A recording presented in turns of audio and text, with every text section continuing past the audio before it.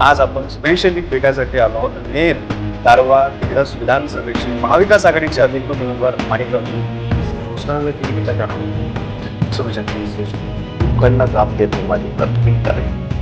शेतकऱ्याचं शिक्षण व्यवस्था करून देण्याची प्राथमिकता आहे. शेतकऱ्यांना शेतीमालाला चांगला भाव देणे ही माझी प्राथमिकता आहे. स्थानिक आमदारांनी स्थानिक लोकांनी असं म्हणावं की नाही या पैसे जप्त करून घ्या, शेती सुरू देऊ नका. चालवण्या तिसऱ्या वर्षी यांच्या काही लोकांनी यांच्या सांगण्यावरून त्यांचा पेट्रोल उकळून टाकलं, त्यांचं काही कर्मचाऱ्यांनी मारहाण केली. त्यानंतर ते जे निघून गेले परत आलेच नाही. सगळ्यांना वाटतं 20 वर्ष माणसं काही डेव्हलपमेंट झाली. राजकारणामध्ये मी कधीही जात पान मारली नाही. म्हणजे एकतर मूळ सामाजिक कार्यातून राजकारणामध्ये उल्लेख केले. सुरुवातीपासून मी सामाजिक कार्याची मला तर प्राधान्यक्रम माझा तो असायचा की त्यांना सगळे रस्ते दिले पाहिजे, पाणी त्यांच्या इथं असलं पाहिजे, त्याचं पाणी असलं पाहिजे.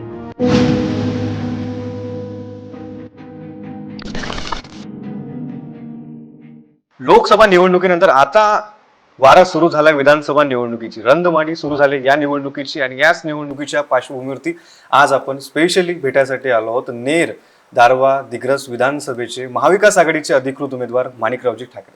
ग्रामपंचायत सदस्यापासून सुरू झालेला प्रवास आज एक मोठा राजकारणातलं नाव झालेलं आहे माणिकरावजी ठाकरे. आणि नेमकं या विधानसभेची उमेदवारी त्याच अनुषंगाने आज आपण त्यांच्याशी चर्चा करूयात. काय वाटतं त्यांना त्यांच्या मतदारसंघाला घेऊन, त्यांचं काय विजन आहे, आणि येत्या काळामध्ये आपल्याला नेर दारवा दिग्रस विधानसभेला घेऊन आणखी कोणते कोणते ट्विस्ट पाहायला मिळणार. कारण तिकीटच्या संदर्भामध्ये, उमेदवारीच्या संदर्भामध्ये खूप मोठं ट्विस्ट झालेलं आहे महाराष्ट्रामध्ये. चला काही चर्चा करूयात याच विधानसभेची निगडीत. नमस्कार सर, खूप खूप शुभेच्छा या विधानसभा निवडणुकीसाठी. थँक्यू. सर्वप्रथम तर म्हणजे हा जो तुमचा संघर्ष राहिला आहे, ग्रामपंचायत सदस्यापासून तर पर्यंतचा प्रवास राहिला, थोडक्यात सांगायचं झालं की नेमकं काय होतं संघर्ष आणि कुठून प्रेरणा मिळेल, राजकारणच निवडलं का? यामध्ये एकतर मूळ सामाजिक कार्यातून राजकारणामध्ये मी ओढल्या गेलो आणि सामाजिक कार्य करत असतानाच इतर जे काँग्रेस पक्षाचे ज्येष्ठ त्यावेळेचे आमदार नेते असतील त्यांनी मग मला राजकारणामध्ये पुढे येण्याकरता प्रोत्साहित केलं आणि तशा प्रकारे मी राजकारणामध्ये ओढल्या गेलो. ग्रामपंचायत तर एक स्थानिक लेवलचा विषय असतो, त्यामध्ये एक सदस्य म्हणून मला राहता आलं. आम्ही काही तरुणांना त्या ठिकाणी सरपंच वगैरे केलं. पण नंतरचा प्रवास जो आहे तो एक प्रोत्साहन मिळाला, लोकांच्या प्रोत्साहनातून सगळं घडत गेलं. कारण सुरुवातीपासून मी सामाजिक कार्याची मला ओढ होती. म्हणजे गावामध्ये क्रीडा सामने आयोजन करणं किंवा तशा प्रकारे एक गणपती उत्सव करणं, मंदिरामध्ये त्या ठिकाणी सगळे आरती असेल, त्या ठिकाणी हरिपाठ असेल, सकाळची काकडा आरती असेल, ह्या सगळ्या नित्यनेमाने मी करतो. तो एक विधायक कामाला कल एक युवकांचा असला पाहिजे, तशा प्रकारचा माझा वावर होता.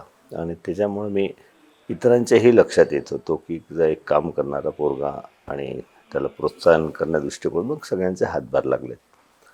आणि मग ग्रामपंचायत, जिल्हा परिषद सदस्य, कोऑपरेटिव्हमध्ये सुद्धा जिनिंग प्रेशिंग याच्यामध्ये, नंतर आमदार, परत मग आमदार, मंत्री वगैरे अशा प्रकारचा जो प्रवास पुढे पुढे होत गेला. पण एकूणच लोकांचं प्रेम खूप मिळालं. कारण स्वाभाविक आहे की माझ्या हातामधून चांगली कामं होत गेली आणि लोकांना मला प्रोत्साहित करत गेलेत. त्याच्यामुळं मी सातत्यानं काम करू शकलो आणि लोकांच्या आशीर्वादानंच मी इथपर्यंत पोहोचलो. आमदार बनल्यानंतर, याच विधानसभेत तुम्ही आमदार सुद्धा राहिला, तर आमदार बनल्यानंतर जे विकास कामांची यादी द्यायची झाली, काय सांगणार स्पेशली तो काळ? नाही, शेवटी विकास कामाचं कन्सेप्ट हे बदललेलं आहे. सुरुवातीच्या काळामध्ये गावापर्यंत जाणारी रस्ते नव्हते, वीज नव्हती गावामध्ये, आणि शाळेच्या खोल्यासुद्धा त्या ठिकाणी शिक्षणाकरता तीसुद्धा व्यवस्था नव्हती. पिण्याचा पाण्याचा प्रश्न होता. ही सगळे स्थानिक स्तरावरची फार मोठे प्रॉब्लेम त्यावेळेला, आमच्या वेळेला सुरुवातीला त्या काळामध्ये होते. त्यावर प्राधान्यक्रम माझा तो असायचा की त्यांना सगळे रस्ते दिले पाहिजेत, पाणी त्यांच्या इथं असलं, पिण्याचं पाणी असलं पाहिजेत, 20 गावापर्यंत गेली पाहिजेत. ह्या सगळ्या गोष्टी मी सातत्यानं 5 वर्षामध्ये जिल्हा परिषद सदस्य असतानाच करत होतो. आणि त्याच्यानंतर आमदार झाल्यावरही ह्या बऱ्याचशा गोष्टीची पूर्तता मी करू शकलो. पूर्ण विधानसभा मतदारसंघामध्ये पांधन रस्ते असेल, नंतर बऱ्याचशा गोष्टी मी कन्सेप्ट हा आणलात महाराष्ट्रामध्ये आणि तशा प्रकारचा योजनाही आणल्यात आणि मतदारसंघामध्ये सुद्धा ह्या सगळ्या गोष्टी मी त्यावेळेला चांगल्या पद्धतीनं केल्यात. परंतु नंतर कन्सेप्ट बदल केला. फार मोठ्या प्रमाणामध्ये युवक शिकून बाहेर आले, शिक्षण घेत होती. त्यांना बेरोजगारीचा सगळ्यात मोठा प्रश्न आमच्यासमोर त्यावेळेला होता. परंतु बऱ्याचशा बेरोजगारींना आपण कुठेतरी काम दिलं पाहिजे. तशा पद्धतीनं आम्ही साखर कारखान्याकडे त्या ठिकाणी प्रोत्साहन दिलं, शेतकऱ्याच्या दृष्टिकोनातून, विद्यार्थ्यांच्या दृष्टिकोनातून. नंतर सूतगिरणीचं या ठिकाणी काढण्यासंदर्भामध्ये पावलं टाकलेत. आणि जोपर्यंत शेतीला पूरक अशा प्रकारचे उद्योगधंदे उभारले जात नाही तोपर्यंत विकास होऊ शकत नाही. याच धोरणाने आम्ही साखर कारखाना असेल, सूतगिरणी असेल, त्यामध्ये प्रोत्साहन देण्याचा प्रयत्न केला. दोन्ही ठिकाणी MIDC सुद्धा त्यावेळेला आपण ओपन केल्यात.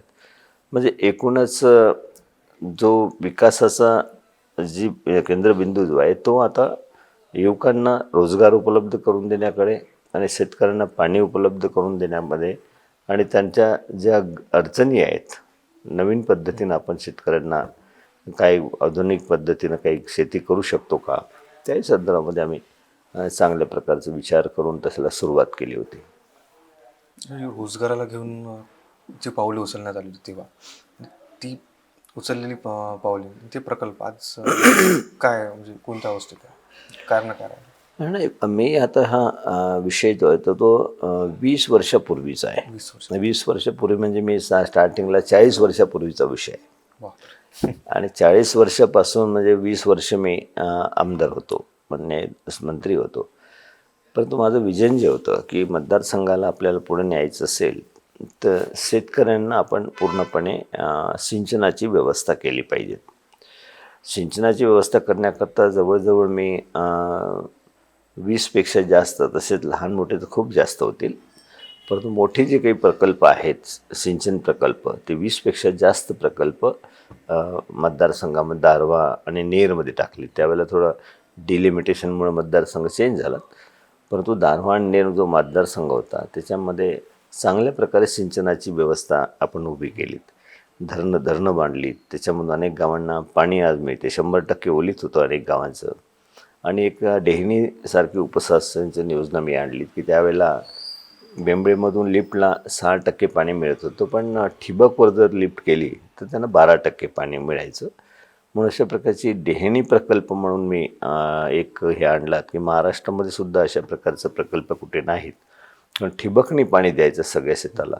असं 25,000 एकर म्हणजे 10 ते 12 गावं त्यामध्ये सिंचनाखाली येतील अशा प्रकारची व्यवस्था मी केली. आणि तशा प्रकारे जवळजवळ 500 कोटीच्या वर हा प्रकल्प मंजूर केला. आणि आजही आपण पाहतोय की महाराष्ट्रामध्ये अशा प्रकारचा प्रकल्प नाही आहे. पण दुर्दैव आणि त्याला पुढे चालवण्याकरता जे गरज पाहिजे किंवा विजन पाहिजे किंवा तशा प्रकारचे प्रयत्न पाहिजे ते प्रयत्न झाले नाहीत.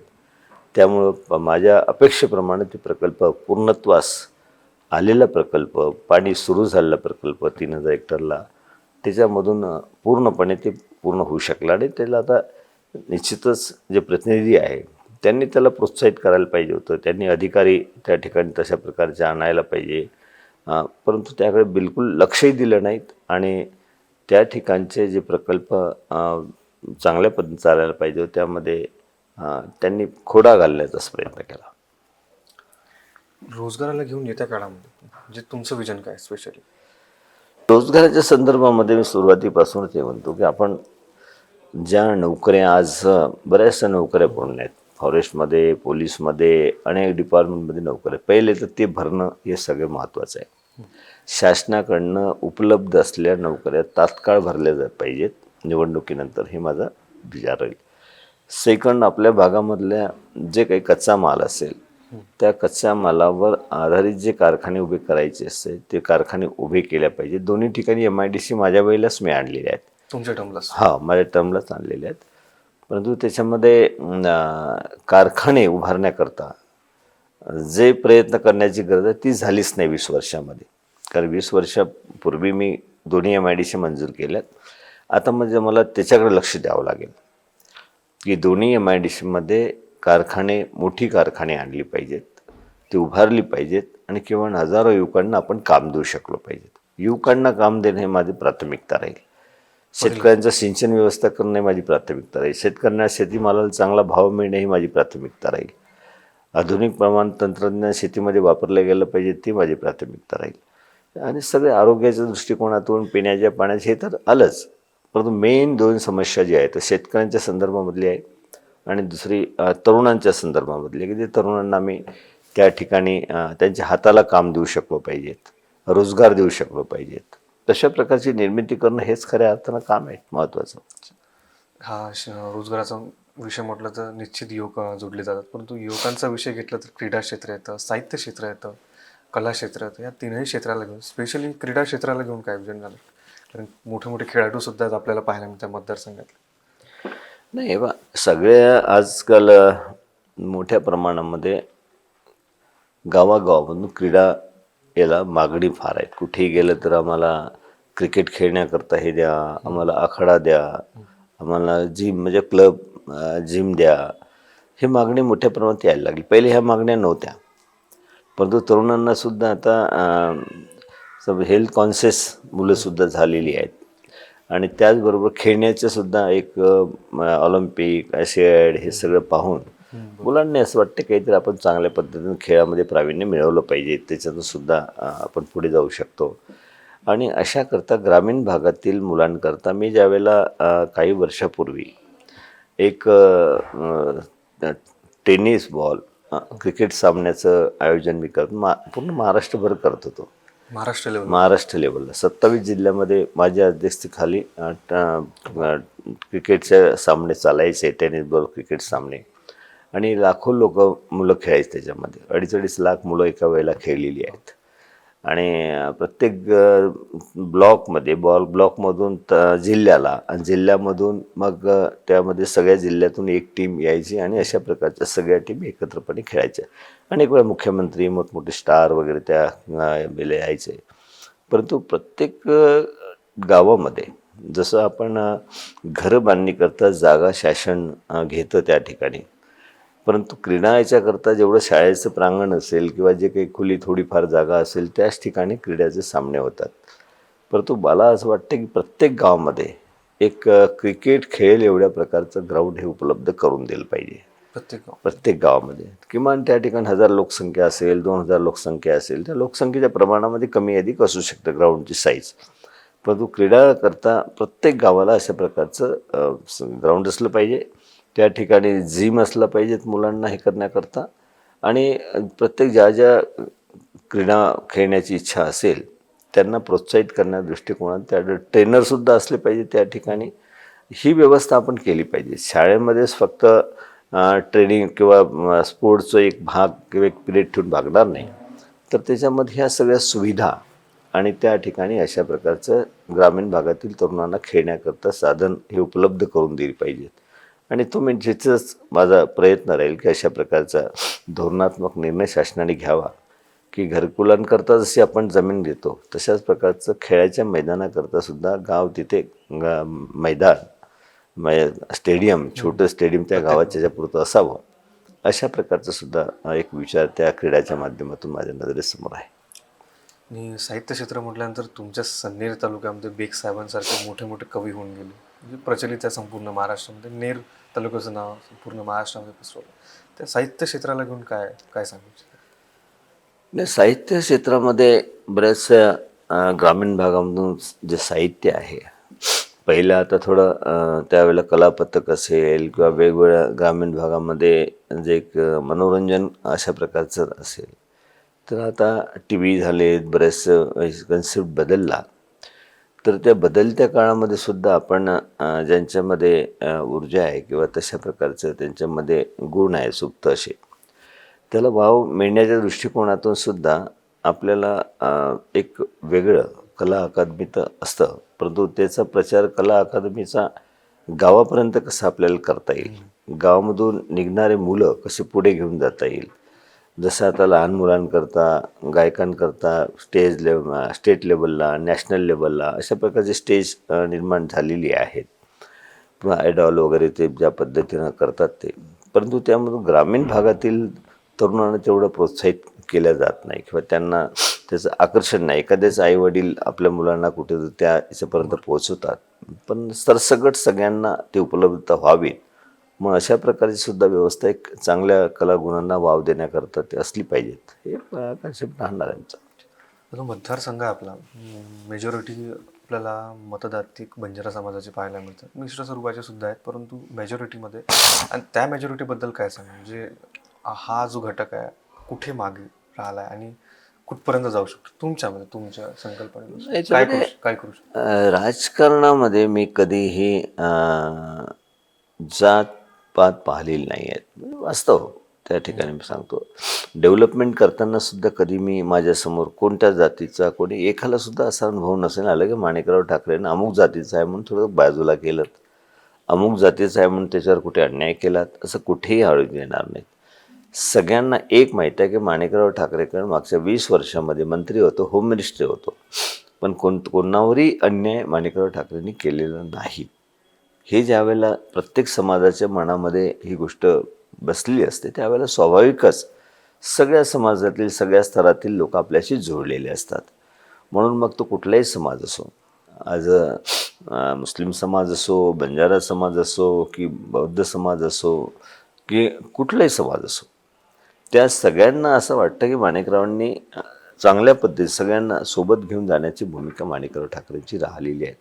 तो एक माझ्याकरता फार मोठा हे आहे. मला आजसुद्धा त्याचा प्रत्यय येतो की माझ्याबद्दल जे उद्गार काढले जातात, माणिकराव जातीपातीच्या राजकारणात कधी अडकलेले नाही. आजसुद्धा माझे मित्र जे आहेत बंजारा समाजाचे मोठ्या प्रमाणात आहेत, इतर समाजामध्ये सुद्धा आहेत. त्यामुळे जातीपातीच्या राजकारणामध्ये काही लोक त्याचा आधार घेण्याचा प्रयत्न करतात, पण मी तो आधार घेऊन निवडणूक लढत नाही. आपला निवडणूक लढवण्याचा मानस सांगायचा म्हणजे नेमकं निवडणुकीमागचा तुमचा हेतू काय या निवडणुकीचा? कारण मागील काही टर्म नंतर पराजित झालं असताना सुद्धा तुम्ही आज पुन्हा एकदा म्हणजे रणशिंग फुकलेले आहेत विधानसभेचे, तेव्हा नाही पण मी 20 वर्षपर्यंत नेर दारवा विभागाचं डिलिमिटेशनचे पहिले 65% भागाचं प्रतिनिधित्व पहिलेपासून मी करतोच आहो. आणि 2004ला मी निवडणूक हारलो. 20 वर्ष कधीही मी कोणतंही स्थानिक लोकप्रतिनिधी विकासाचं काम आणलं असं माझ्याकडनं कुठेही अडथळा झाला नाही, कुठेही नाही. उलट प्रोत्साहनच माझ्याकडनं मिळालं असेल. आणि 20 वर्षामध्ये कधी मी निवडणूकही विधानसभेची लढलो नाहीत. नाही तर असं कधी होत नाही की 4 वेळा जो निवडून आला 1 वेळा पडला तर तो थांबून जातो, असं होत नाही. परंतु योगायोगाने मला सोनियाजी गांधी आमच्या नेत्या यांनी प्रांताचं अध्यक्षपद दिलं. जवळ 7-8 वर्षापर्यंत अध्यक्ष होतो. 2 टर्म मला MLC म्हणून होतो, आमदार म्हणून दिलं मला सरळच. कारण त्यांनी सांगितलं की तुम्हाला काम करावं लागेल, तुम्ही आमदारकी लढून इकडचं काम होणार नाही. म्हणून मी संघटनात्मक आणि प्रशासकीय काही कामं माझ्याकडे दिल्यामुळं, बाहेरच्या राज्याची जबाबदारी दिल्यामुळे मी काही फार त्याच्यामध्ये 20 वर्षामधली निवडणूक लढू शकलो नाही.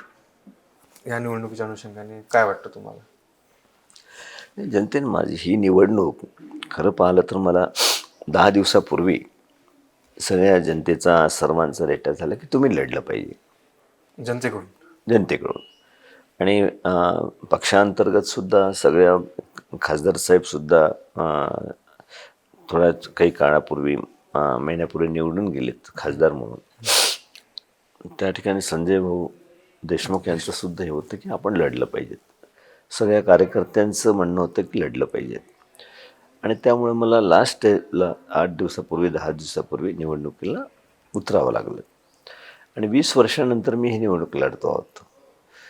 त्यामुळं जनमानसानेच ही निवडणूक हातामध्ये घेतली आहे. माणिकराव ठाकरे म्हणून हे नाही आहे. त्यांना सगळ्यांना वाटतं की 20 वर्ष मागचे काहीही डेव्हलपमेंट झाली नाही, काही डेव्हलपमेंट झालेली नाही आहेत.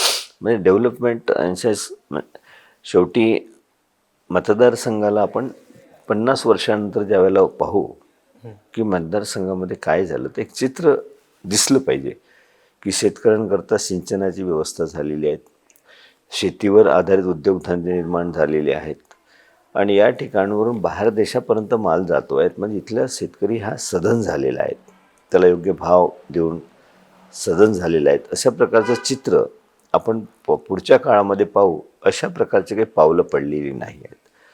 बेरोजगारांच्या संदर्भामध्ये सुद्धा की इतक्या सगळ्या काळामध्ये 20 वर्षामध्ये कॅबिनेट मंत्रीपद राहिलेत आमच्या या भागामध्ये संजय राठोड यांच्याकडे. पण कॅबिनेट मंत्रीपद असताना सुद्धा की 4-2 कारखाने उभे राहून 1000-2000 मुलांना नोकरीसुद्धा त्या ठिकाणी मिळालेली नाहीत. किंवा आपल्या मतदारसंघातले जे प्रश्न असतील ते कॅबिनेटमध्ये कधी मांडलेत असं चित्र लोकांसमोर नाही आहे. किंवा विधानसभेमध्ये काही बोलून एखादा विषय मांडला आणि त्याच्यामधून काही धोरणात्मक निर्णय झालेत अशा प्रकारचं काही चित्र मागच्या 20 वर्षामध्ये दिसत नाही आहे. कुठेतरी लोकांची मतं मला तुम्ही द्या, मी तुम्हाला इथं शेड बांधून देतो, इथे हॉल देतो, इथं म्हणजे अशा प्रकारचं भुलावणी देणारे. कारण हे विषय तुम्हाला प्राथमिकता कशाला देता हा महत्त्वाचा भाग आहे. तुमच्या डोक्यात जर बेरोजगारांना काम देण्याविषयी काही विचारच नाही आहे, तुमच्या डोक्यात जर शेतकऱ्यांची उन्नती करण्याकरता काही विषय नाही आहेत, मग तुम्ही इथली डेव्हलपमेंट कुठल्या आधारावर करणार. शेवटी मुलं बेरोजगार आहेत, आज मोठ्या अपेक्षेनं त्या ठिकाणी शाळेमध्ये पाठवतात आईवडील, त्याच्यावर खर्च करतात आणि मोठा झाल्यावर काहीतरी हा काही बनेल आणि नंतर आपलं उदरनिर्वाह चांगल्या पद्धतीने चालेल किंवा घर संसार चांगल्या पद्धतीने चालेल मुलांचा आपला, अशा अपेक्षा असतात. परंतु त्या पूर्तता करण्या दृष्टिकोनातून कोणती पावलं टाकलीत? कुठली पावलं टाकलेली नाहीत. विचारही केला नसेल. एक पण कंपनी नाही म्हणजे रोजगार एक सुद्धा नाही मतदारसंघात, एक पण मतदारसंघात एक सुद्धा कुठे काही दिसत नाही. उलट त्या ठिकाणी साखर कारखाना आम्ही वारण्यावरनं म्हणजे कोल्हापूरच्या मधनं जिल्ह्यामधून या ठिकाणी तो चालवण्यास घ्यावा म्हणून माझे मित्र होते विनय कोरे, कारण माझं युथ काँग्रेसचं त्यावेळेला पदाधिकारी होते, केलं होतं मी. त्यामुळे त्यांना माझ्याबद्दल तर फार प्रेम आपुलकी होती आणि त्यांनी इथं येऊन कारखाना चालवण्याचं मान्य केलं. 2 वर्षापर्यंत कारखाना चाललात आणि चालवण्याला 3ऱ्या वर्षी यांच्या काही लोकांनी यांच्या सांगण्यावरून त्यांचा पेंडा लोखडून टाकला. तिथं काही कर्मचाऱ्यांनी मारहाण केली. त्यानंतर ते जे निघून गेलीत परत आलेच नाही.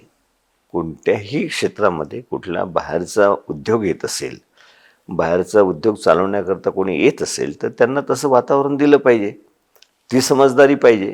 पण तुम्ही जर त्यांना हकलून लावण्यासाठी म्हणून प्रोत्साहित करत असाल किंवा माणिकराव ठाकरेंना आणलेला माणूस आहे त्याला हकलून द्या आपण इथून, अशा भूमिका करत असेल तर कसा उद्योग आपल्या इथे येणार, कसे उद्योग चालणार. त्यामुळे ते निघून गेलेत. त्यामुळे साखर कारखाना बंद पडला त्यावेळेसपासून.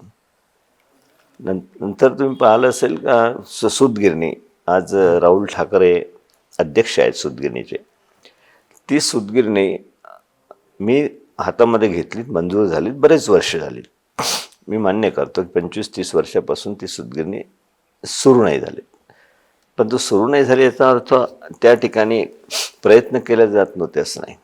प्रयत्न केल्या गेले आणि प्रयत्न केल्यानंतर त्या सूतगिरणीमध्ये शासनाकडनं जे पैसे मिळायचे ते एकत्र करून बिल्डिंग बांधलीत, मशिनरी ऑर्डर दिलीत आणि मशिनरी ऑर्डर दिल्यानंतर मशिनरी उचलण्याकरता जो पैसा त्या ठिकाणी ठेवायला पाहिजे फिक्समध्ये ठेवला.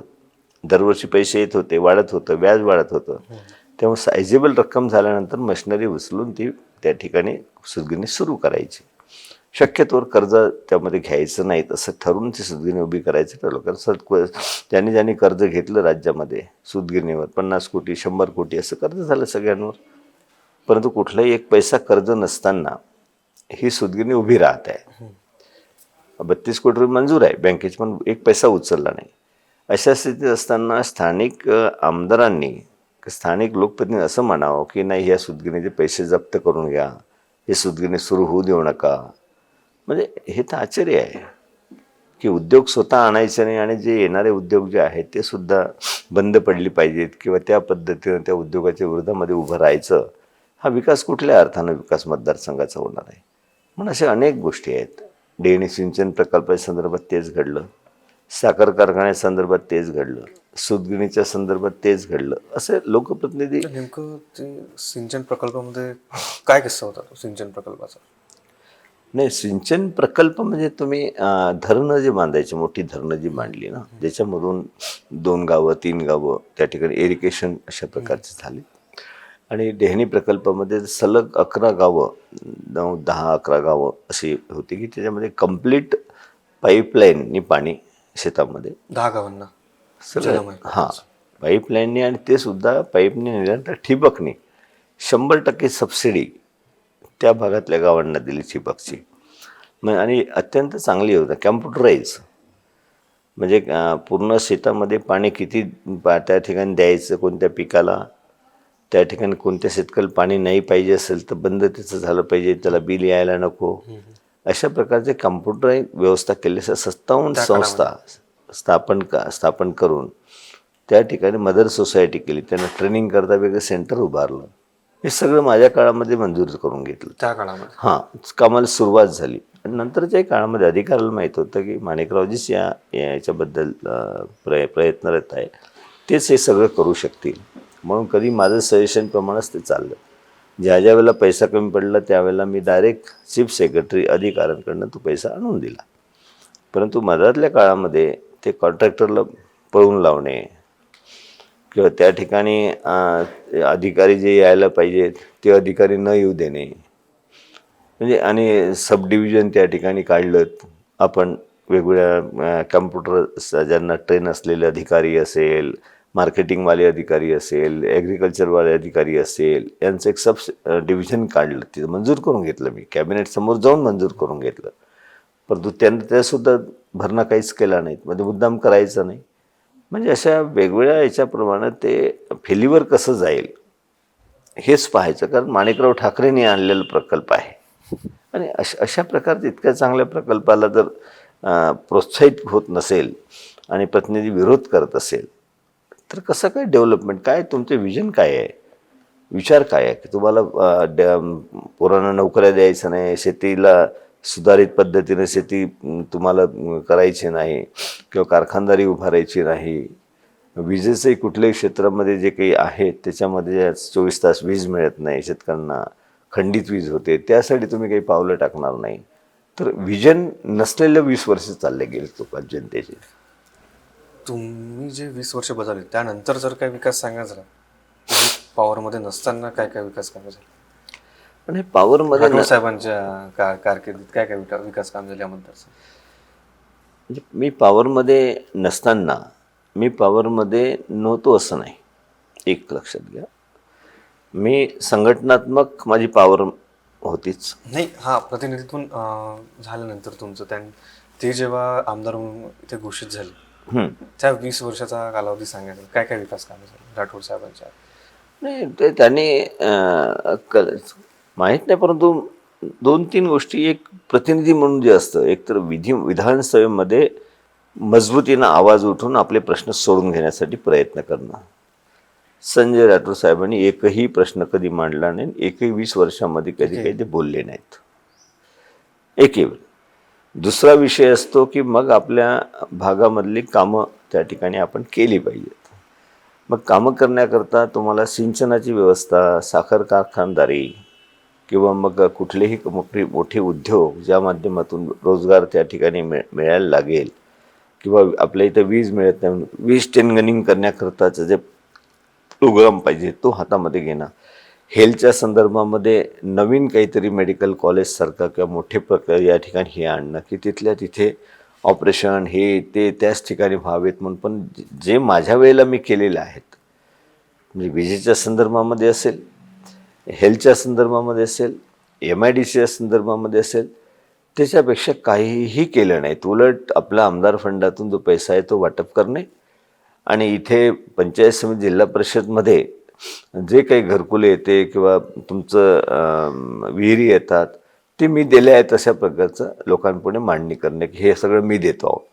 अहो, पंचायत समिती जिल्हा परिषदचे काम आहे. आमदारकाचे कामं तुम्ही राज्य लेवलवरनं तुम्ही फंड या ठिकाणच्या डेव्हलपमेंट करता काय आणला तो महत्त्वाचा भाग आहे. राज्य किमान मंत्री असताना, कॅबिनेट मंत्री असताना मी राज्याकरता काय दिलं मी ह्या गोष्टी राज्यामध्ये करू शकलो, कधीही समोर आलेल्या नाहीत.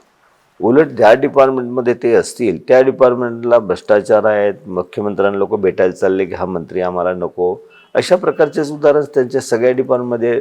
मग वन विभाग असो की त्या ठिकाणचा रेव्हेन्यू विभाग असो की आता आलेला जलसंधारण विभाग असो, त्याच्यामधून ज्या ठिकाणी पैसा मिळतो अशाच प्रकारची कामं घ्यायची आणि पैसा मिळवायचा.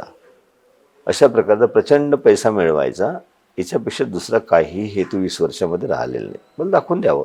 एक धरण कुठे बांधलं का, एक हायस्कूल किंवा ज्युनियर कॉलेज किंवा कॉलेज कुठे आणले का, एखादं हॉस्पिटल त्या ठिकाणी मी आणल्यानंतर आणलं का, म्हणजे विजेच्या संदर्भामध्ये स्टेनगनिंग करण्याकरता एखादं काही पॉवर स्टेशन या ठिकाणी आणलं का.